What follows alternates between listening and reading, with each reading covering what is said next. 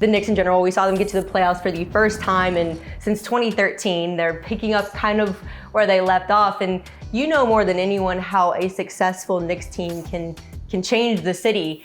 And you were easily one of the most exciting things to happen to that franchise in the past 25 years. Linsanity took the city by storm. When you look back on those moments, how important was that time for you? And what do you think about most when you reflect on that and how it continuously shaped the rest of your life to where you are today?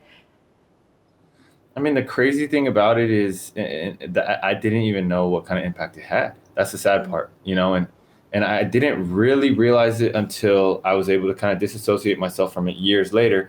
But one of the things that really impacted me was when New York was getting hit really hard with COVID.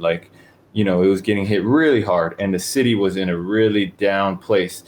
The Knicks organization wanted to air and re-air some Knicks games from their entire history as a franchise. And they decided on Linsanity Week. And I'm like, are you kidding me? Like, you have Patrick Ewing, John Stark, you have like legends, Hall of Famers. And you're being too humble.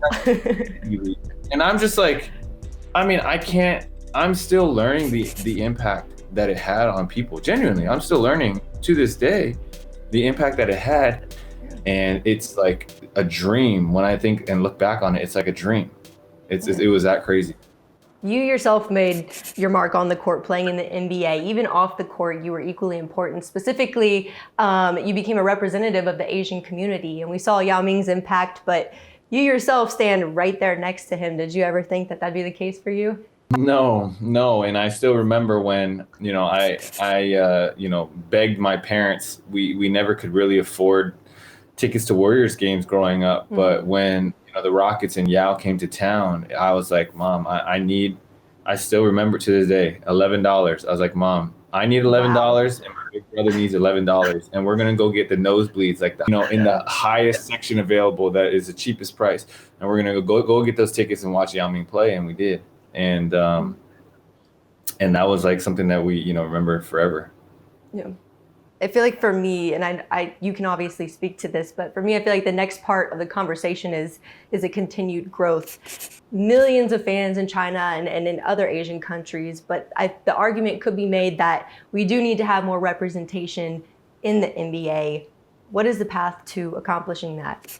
I really think, there's more people playing basketball in China than there are citizens in the United States. And so the game of basketball is huge in China. And I think that, as more and more people play, we'll start to see more and more representation. At the same time, I think, we're going to have to, challenge the existing narrative on what a basketball player looks like and is. And I know for me, I've struggled. And even last year when I was in the G League and hearing some of the narrative about me, I was just like, wow, like, I think we still have a long way to go. And a lot of it is even like almost like subtle or like microaggressions, or just like everything has to be like deceptively X, Y, and Z instead of just like, no, he's this, he's that. Yeah. Like, he's a good player, he's a good shooter, he's a whatever. It's like, I just feel for the people, and I'm not only speaking on Asians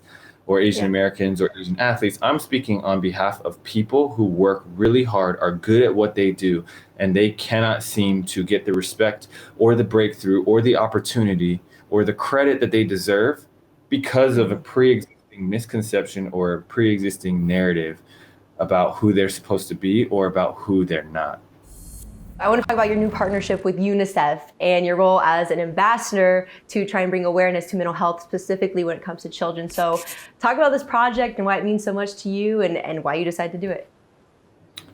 It means a lot to me just because I've kind of realized after a lot of my basketball experience and life experiences, whether it's, going through the peaks of Linsanity and kind of the what had happened in my career afterwards, or whether it was dealing with racism and different aspects of that, I just started to realize as I got older that there was a lot that I needed to process, and there's a lot about myself that I maybe didn't know, or that I could really use some help on trying to work through. And I realized that kind of mainly through struggling with fear, anxiety, doubt, a lot of those things. And so basically what I'm hoping to do with UNICEF is I want to get that conversation started earlier, more often, and I want more resources available for the next generation.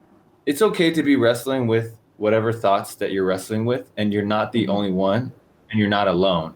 And I would say that it takes strength, and I hope that everybody is willing to go at least have one conversation with one person that they trust. Like, it's okay that you're thinking what you're thinking. You're not alone, and you can go talk to one person to try to just start a conversation around it.